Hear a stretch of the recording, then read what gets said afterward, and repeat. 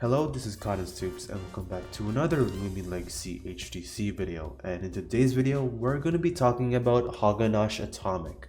Probably one of the better Lumions to come out of this whole event, and honestly, Hoganosh has a lot of attributes that a lot of teams of varying playstyles would like on their roster. So in today's video, I'll be teaching you guys how to use and counter it. From encounters and checks and teammates in order to know how to really use Hoganosh in your battles, as well as knowing the roles and the sets in order to know how to team build around it. Today's video is all about how to use and counter Hoganosh. So in order to know how to really use Hoganosh, we must look at its base stats and its abilities. First off, Hoganosh has a pretty good set of base stats. In terms of bulk and power, it has a lot of things going for it. It has a pretty decent energy stat of 93. This allows it to get to some pretty good energy pools without much investment, and it has a very solid melee attack stat of 129. This means that Hoganosh, at least neutrally, will be able to hit things very well even if it's not fully invested into the attack. However, its speed tier is pretty bad. It does get outspent by stuff like Cleone and Lushent base speed wise, and as for its range attack stat, it's not really anything to write home about. However, it does have a decent HP stat of 89, a good melee and range defense stat 95 and 114 respectively. This means that Hoganosh all around looks to be a pretty solid Lumion in terms of its bulk, so you can really be diverse in what you can try and use Hoganosh for.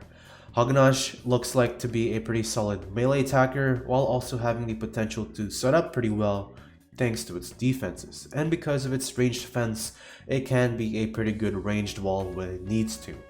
However, this defensive prowess is further implied upon when you look at its signature ability, Gorge. Gorge is basically a better version of Malawax's ability, as when you enter the field, all the hazards and all the obstructions on the field is removed. As far as I know, this would remove hazards and this would remove enchantments. I may be wrong to say that it might remove Scapegoat, but right now Gorge does so much for this. This means that a lot of hyper offensive teams, stuff like Gobidemic and Gargoyle Speed, they'd have to think twice into leading their hazard leads, because a Lumion like Hoganosh can just lead the battlefield and then the hyper offensive team will be put on a back step because Hoganosh applies so much damage, and of course its Gorge ability will make it so that these users cannot even take off hazards, or put on hazards I should say. This makes Hoganosh a pretty solid Lumion, although there are some things to note about before you even try to use it. If you're trying to use an Hoganosh as a defensive or an offensive set, no matter what, this Hoganosh will be getting outpaced by a bunch of Lumions. It's not a Lumion like Borak where you can afford to run 200 speed even though they are in similar speed tiers, mainly because you have the defenses to actually take advantage of it, so you're not forced into that. And it doesn't have nearly, in my opinion, as good of coverage.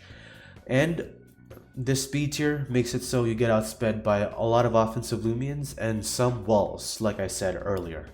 However, a positive summary to look on Hoganosh is that because of its utility, Hoganosh can fit on both offensive and mainly defensive teams thanks to its ability. It also can be a premier fire type on stall now. It has another option over Pyrelin in case you want to change up your Soul Burst option, and because it has probably one of the best niches in hazard removal, its great bulk allows it again to be a pretty good defensive Lumion. So as reflected by the base stats, Hoganosh can be a good offensive and a defensive monster. So today's two sets will reflect that exactly. The first set of this section will be the Gorge bulky offensive set. This will utilize Hoganosh's defensive matchups in this metagame to set up and potentially sweep teams in the late game. This set can also have Hoganosh play an offensive check to a lot of range attackers that I'll be going over in a bit shortly, and that makes Hoganosh a pretty good Lumion at that. Besides this, your personality will be brawny and clever. Although you could run robust, clever will allow you to wall or check some specific range attackers that I'll be talking about, and brawny and clever just make sure you increase your higher attacking and defensive stats as well as your making sure that your very clumsy personality is there so you won't have to decrease anything you don't want to. Anyways, the moveset of this choice will be Fairy Fondant, Rejuvenate, and Bulk Up. These three movesets will allow you to have your stab, your recovery, and your best setup. Battle Chime can be an option, however, you are pretty slow and you're not really a Lumion that can take advantage of Bane of Haste because Incarnate is a Soul Burst, you can't run two Soul Bursts on a team. So that's why we're running Bulk Up. It will also help us sweep teams easier in the late game when we have our high range defense stat and of course our boosted melee defense stat. Our coverage options can be Baneful Bash and Muck Buck. These options are honestly to your preference and based on your team, and Baneful Bash in my opinion though is probably the best move to run here. This is mainly so you can hit the water types that wall you, stuff like Luminami, Cleone, and Jalusa. Although you can hit them with Mega Chomp, most of them are running Shade Pearl, so it is better just to catch them right now before they actually have any momentum off of you. And Muck Buck is mainly here for a Lumion like Soul Burst Krakaloa. Soul Burst Krakaloa will be making a rise in metas that are allowing Banaki, and because Krakaloa would wall you normally without the coverage, Muck Buck is in theory a much better thing to run over Baneful Bash. However, Baneful Bash hits a lot more common stuff, so I'd run that. Anyways, the item of choice will be the Nosh Burst, and for your TPs, the 80 speed will allow you to outspeed 0 speed Cleones. This is not including very clever, sluggish, frail Cleones, just talking about the normal Cleones. Obviously, if they have a gust up, you won't be able to outspeed them, and the speed tier can help you outspeed some lumens below you, such as Lashent. The range defense with the 200 HP will allow you to max out your HP stat and make sure you get 3 hit KO'd by a smart Valchant Shachi.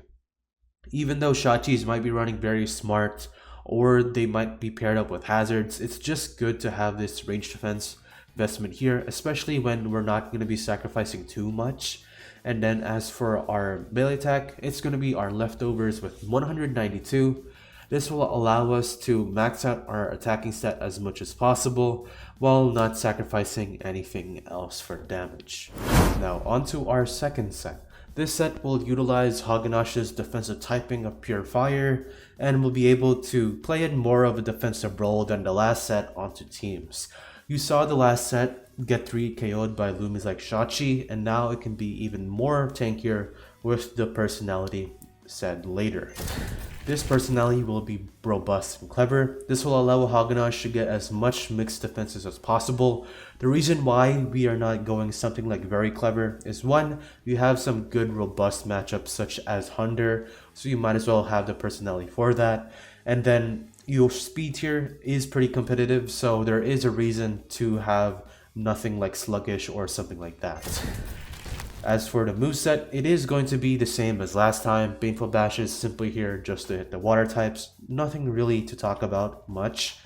And then as for your sets, this is where we have to start talking. The 192 HP is just to maximize your bulk and make sure you won't have Spite doing half to you.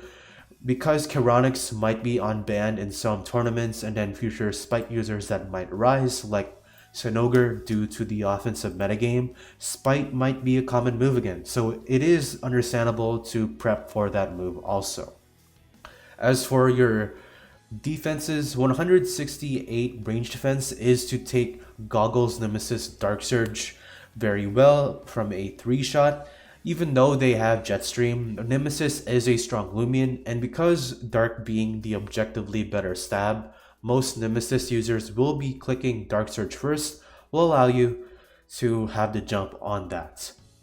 The 12 energy is for 256. However, while we don't really need this specifically, we can just go for 255. The melee defense here will be a little bit more awkward, so that's why we invest an extra point in that.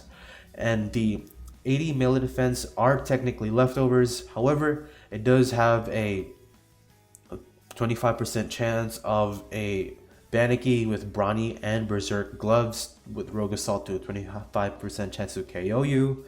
and then you can of course KO them back with Baneful Bash.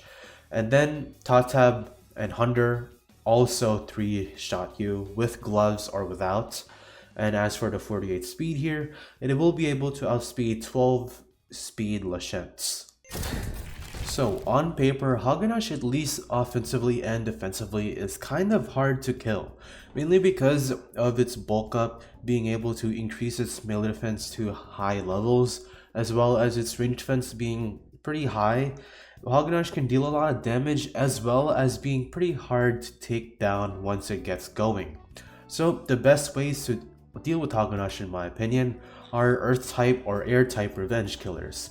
These are types that Hoganosh can only hit neutrally with its coverage, and of course these guys have some pretty good matchups.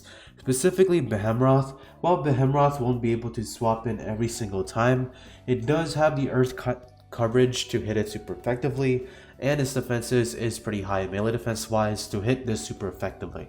Borak also is pretty strong in this meta, mainly because of Boast and Specialty Gloves being a pretty strong synergy, and of course you got a Lumion like Avatros, which necessarily can't swap in, but it's just a good Lumion to have. You can swap this in on Mukbucks, and if potentially the Hoganosh is low, I'm pretty sure you only need it around like 40% chipped at maximum in order for you to take advantage of it and then to KO it or wouldn't KO it.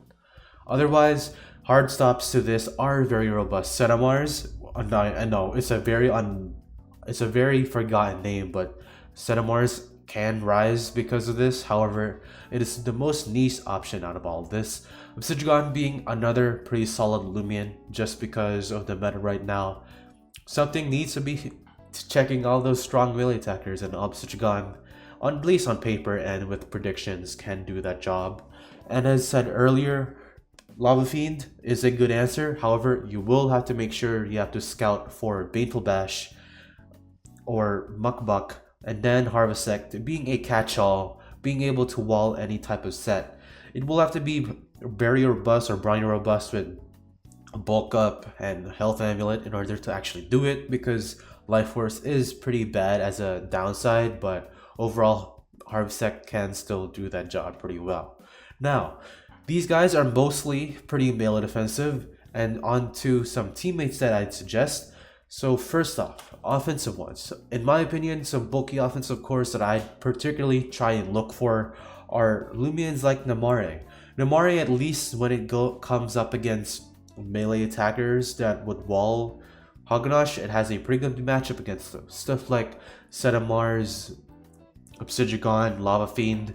Although it does take some predictions with the latter two, it does have very good strong options against those.